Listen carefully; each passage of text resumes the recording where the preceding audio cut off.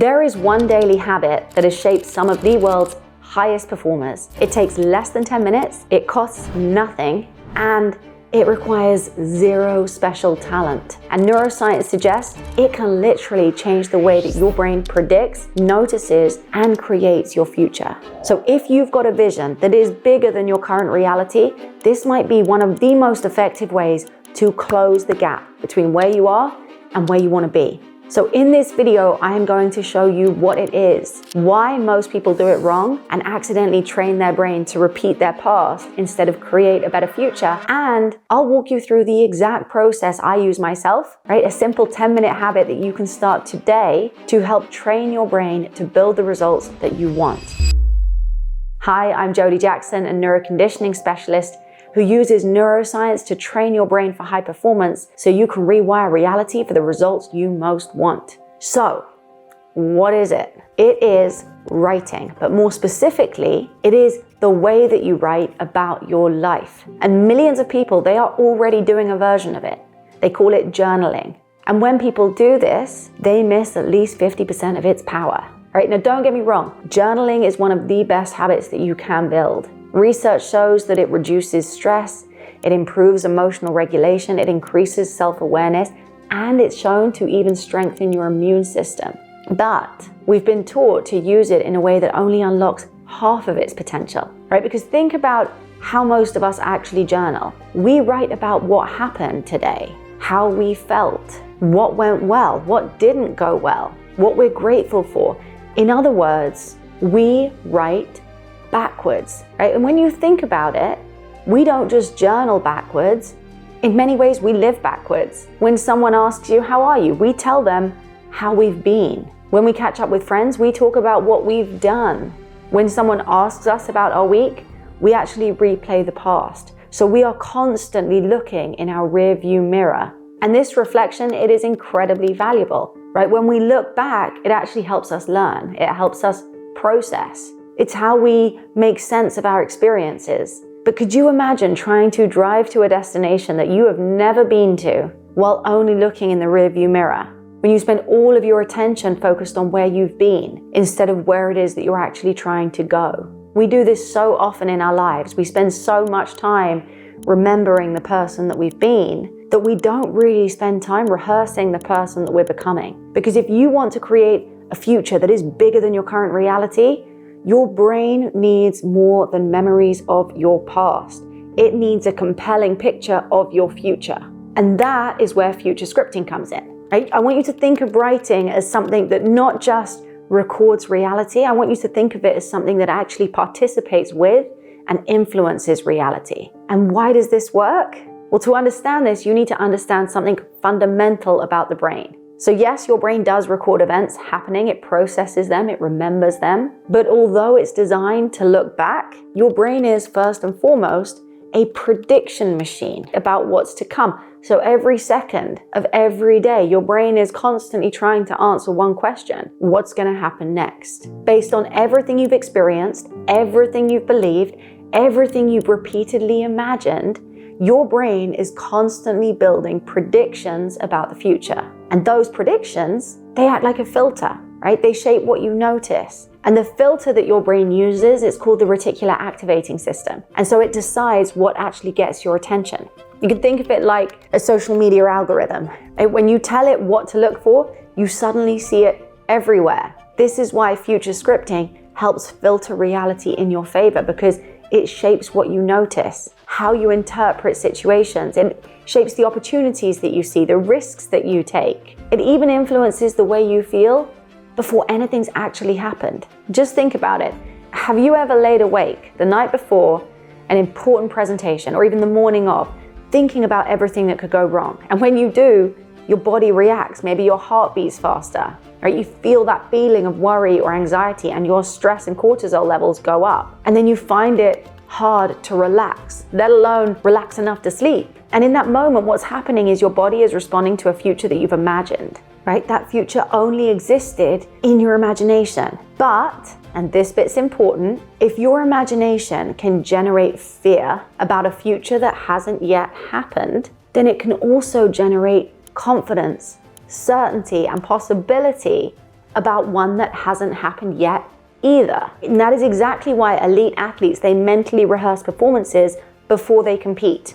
It is why astronauts rehearse missions hundreds of times before they actually launch. It is why musicians visualize concerts before stepping on the stage, right? They're not just practicing the skill. They are training the brain to become familiar with the future before they arrive there. And that is because the brain is always asking, what should I expect next? What is going to happen next? And future scripting, it gives it a better answer. So instead of repeatedly rehearsing our worries, our fears, our doubts, we begin rehearsing our potential. And over time, when you do that repeatedly, something starts to happen. The future that you've been writing becomes more familiar than the past you've been living. Michael Phelps, he said, and this is one of my favorite, you may have heard me say it before, he mentally rehearsed winning so often that when he did, it felt like deja vu, right? If you rehearse it so often that your future feels like a memory, then it becomes so much easier to take action towards it. And that is because to your nervous system, what is familiar feels safe. What is unfamiliar feels unsafe. And so many people block themselves from their future because they're afraid of the unknown. Future scripting, it makes it feel known. It lowers the fear, which increases the action, which improves the likelihood. Right? Now, one of my favorite examples of this did not come from a neuroscience lab. It came from a newspaper. Alfred Nobel, the man we now associate with the Nobel Peace Prize. He was actually the inventor of dynamite. And what happened was his brother died. And so the story goes, a newspaper allegedly published Alfred's obituary instead. So imagine reading your own obituary while you're still alive. And the headline of this newspaper described him as the merchant of death. So a man who had become rich by finding faster ways to kill people than ever in human history. And when he read it, he was horrified. And it wasn't because it wasn't true, but he suddenly saw the story of himself, the story of his future, the story that would outlive him, his legacy about his life. And he didn't like it. But more importantly, he still had time to rewrite it. And so he did. He redirected his fortune towards recognizing people who advanced humanity, right? Who made the world a peacer, safer, happier place, creating what we now know as the Nobel Peace Prize. So just think about that for a moment. It wasn't his past that changed. It was the story he held about his future. And when the story changed, his actions changed, his decisions changed, his legacy changed. That is exactly what future scripting allows us to actually do. It gives us the opportunity to consciously write the story that we are growing into, to leave a legacy that we're proud of. So instead of unconsciously repeating the one that we've already lived, it gives us the opportunity to consciously write the story that we're growing into, instead of unconsciously repeating the one that we've already lived. And I've seen this happen with my own clients too. So one of them came to me with a dream of building an events business. And at this point, she'd never even run an event before, right? Nothing in her current reality suggested that she was already this person. But every day she wrote about the future that she was here to create. And she wrote it as if she was already living it. She described the event she was hosting, the client she was working with, how she felt walking into the room, the impact she was creating. She even used AI to generate images of the future, and she made them her wallpaper on her phone and her computer so that she was constantly immersing herself in that vision, in that identity. Now, was doing all this, or writing all this and visualizing this enough to actually build the business alone? No. The writing though, and the visualization, it changed her. It changed what she noticed. It changed what she focused on. It changed the opportunities that she said yes to. Changed the distractions that she said no to, right? It changed the conversations she began to have, or what she began to say in them. And it changed how she showed up. And most importantly, it kept her committed to her future. And she began her business. She held her first event. And it was an absolutely amazing experience. And she's already filling her next too. And I think this is where so many people get stuck. They think that their future is created by the actions they take. But before every action, there is a thought. And before every thought, there is an expectation or a belief. And before every expectation or belief, there is a story.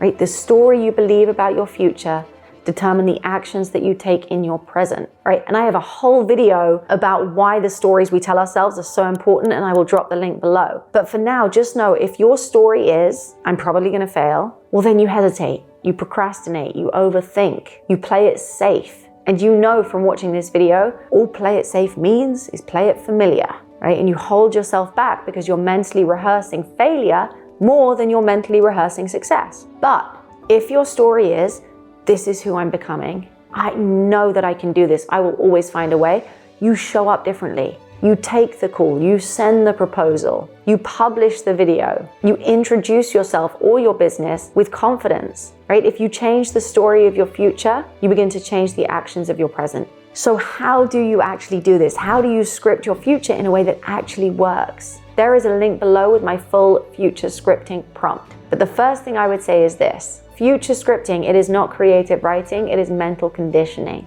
You are deliberately giving your brain repeated exposure to the future you want to become familiar with it. Because the more familiar something feels, the less resistance your brain creates around it.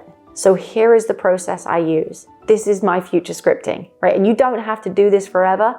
Just do it for 10 days, every morning for 10 days before you start work. Spend around 10 minutes just writing from your future, not about your future, from your future. This is an important distinction. So you don't want to write, I hope my business grows. You want to write something more along the lines of, I am so grateful for the impact that my work is now having. I now help thousands of people every month. Walking on stage feels completely natural. I trust myself. I make decisions quickly. My team is incredible. I have space for my family, my health, my creativity, right? And notice what I'm doing when I'm saying that. I am not writing goals. I am writing identity. And again, I have a whole video on identity, and so I'll drop this in the link too. But what I'm doing when I write this is I'm describing the person who's already become capable of creating those results. Writing from that person so that I can see how they think, how they make decisions, how they respond under pressure, how they spend their mornings, how they lead, how they feel. Because goals don't create results, people do.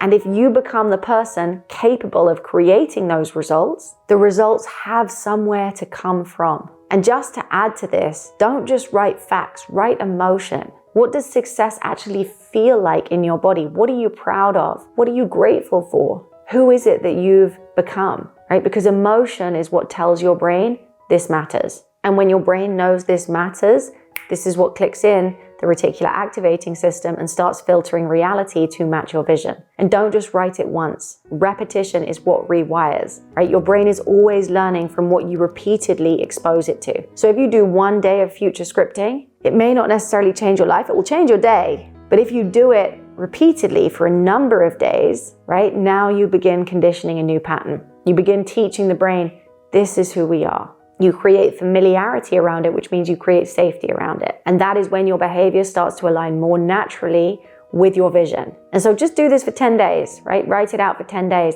And for the next 10 days after that, just read it out loud, even for 5 minutes, right? This will change the way that your brain predicts, notices, and creates your future. And you may find that when you start, this is something you do not want to stop. This is exactly the kind of work that I do with my clients. And if this speaks to you, there's a link below to find out how you can go deeper into this work.